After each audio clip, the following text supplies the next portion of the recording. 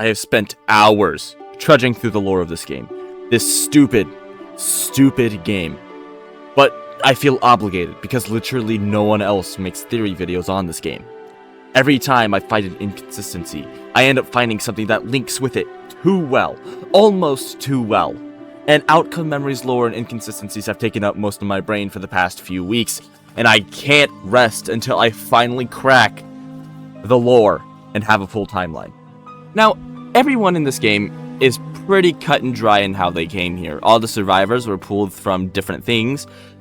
Colossus was pulled in here from the disaster. Tripwire is a little doll that harnesses the power of a little girl to be powerful. And every character has their own motivations.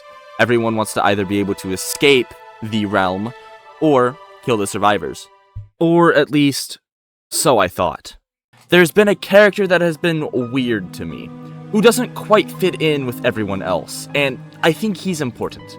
I think that this EXE is the link to giving us clues about how the realm came to be, or at least the earlier history than literally everything else we see in the game. Version 0.1 or otherwise, and it clears up the inconsistencies with the lore of him and how he could fit into the game with how the rest of the lore in this game is set up. Unlike every other EXE in this game, this is the one that doesn't make sense in how he's presented. Ladies and gentlemen, this EXE is 2011X. 2011X is a weird case in Outcome Memories. Unlike everyone else, save for Colossus, he is the only true EXE. Although Colossus isn't technically an EXE either in the usual sense. Unlike everyone else, 2011X is an actual retake of the original Sonic.exe story. Colossus is the character made for the Lord of the Disaster who is just a parasite that took over Sonic's dead body. Tripwire is just a girl that got trapped in a doll, and Fleetway is an actual Sega character from the Fleetway comics. All of these characters don't have any real-world consequences in their lore. Everyone only really has implications on Mobius, or at least whatever world they take place in. But 2011X is different. Unlike every other character, he has real-world implications, at least in his story. For a quick rundown of 2011X's story, he is an entity who used a copy of a Sonic game to bring people into his game, so that he may gain power with the goal to eventually grow strong enough to enslave humanity. That is a super Cliff Notes version of this story, but it really is all you need to know because it's the only part that I use in this theory. It will be noted that this is before 2011X grew to become Lord X, so he's not powerful enough to have either made the Guardians or his castle, at least outside of the game, that he uses, not Outcome Memories. With this in mind, we get to see around the time that 2011X was brought into the realm by the Void, which has to have been after he infected the original game cartridge, because in this store there are cosmetics to some of the vessels, namely Jake's scarf and her and Trust cosmetics on Amy among a few others. But this is strange, because the characters in Outcome Memories are not vessels, especially since Tails' origin being retconned to be from the TD universe instead of 2011X's world. The chance of anyone actually being a vessel are next to none. Now, 2011X being here without his vessels really doesn't make too much sense, especially considering 2011X's motivations in his lore, which is to enslave humanity and grow stronger. So it really doesn't make too much sense to have him be in the Void to torture Mobians who aren't even the original vessels. Sure, he gets Rage Mode in the Void, which I believe to be a Void-given power, but otherwise he is not furthering his goals in the slightest. I just couldn't make this fit. I couldn't make this make sense. No matter how much I tried, I simply couldn't. At least, not at first. But then I started to think about the bigger picture. See, the Void itself obviously has influence on many different characters and universes and timelines.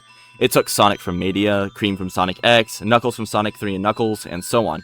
So we can assume that it has influence on many other timelines in universes and the like. This isn't even that far of a reach if we look at cosmetics. Again, there are several cosmetics that reference the original vessels, but there are also cosmetics that don't make much sense. Things like Eggman's Jetpack Joyride Jetpack, Tails' Clover Jacket, the Yellow Soul, and Spamton Neo's chestplate, and the ability to even turn into Azrael himself.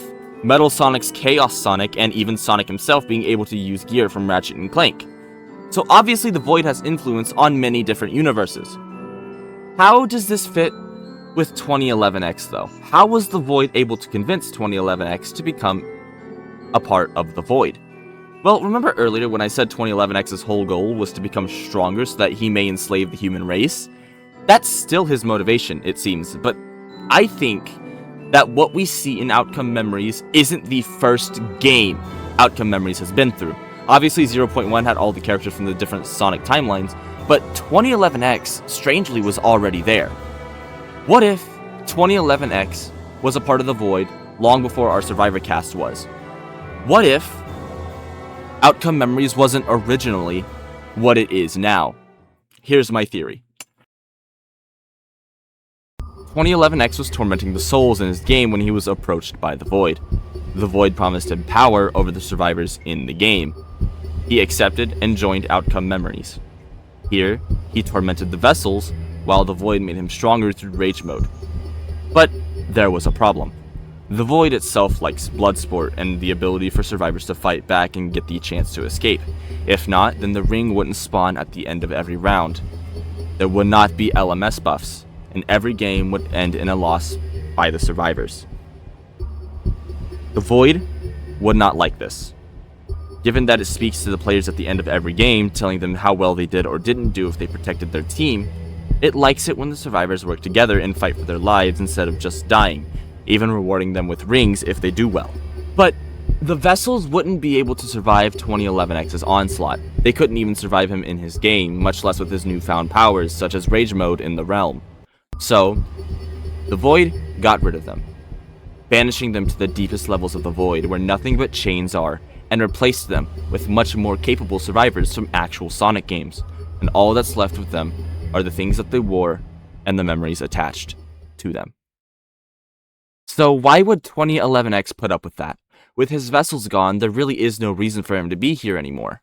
It no longer benefits him, and knowing 2011X, he isn't exactly the most benevolent being out there. Well, this is the second part of this little mini theory. With how much influence over timelines and worlds the realm has, it would be obvious that 2011X would go intrigued by this power. With the powers given to him by the realm, he knows firsthand how powerful it is. So he stays, or perhaps he can't leave. Either way, he wants to be here now, so that he may someday harness the power. What if one day he wants to harness the power of the realm to become even stronger than he would have ever been able to be throughout his game? Enslave not only humanity, but every single realm that the Void has influence in. Undertale, Deltarune, Ratchet & Clank, and every other universe that the Void has been able to pull from to make Outcome Memories what it is now. With these new realms, 2011X will be more powerful than ever imaginable. So he bides his time to one day become the ruler of the Void and become all-powerful and be able to enslave the multiverse, not just his own world. Or so my theory states. I'm currently trying to make the lore of Outcome Memories make sense, because right now, it doesn't. It's not that good. If you liked the video, like it. If you disliked it, dislike it. Subscribe and join my community Discord, and I hope to see you in the next one.